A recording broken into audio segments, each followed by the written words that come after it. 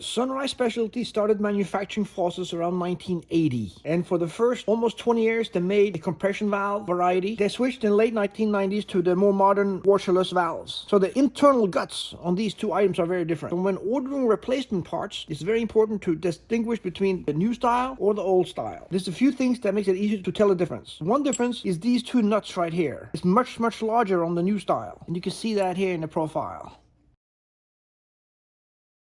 Another thing that's also very different is the tips of the valve, where the handle sits, are very different.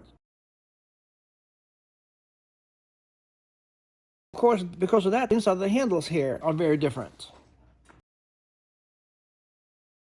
But from the exterior look, they're almost identical. These are the original valves. Our replacement valves are for the antiques, are right here. It's a new style. We modified these slightly, and we'll be selling these all over the United States. Of course, the modern style is right here. That's the BF1 for hot side and the BF2 for the cold side.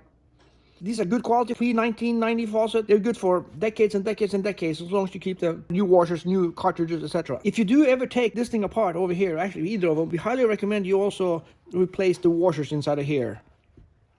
So just keep that in mind, especially working on older ones. Thanks for watching The Sink Factory.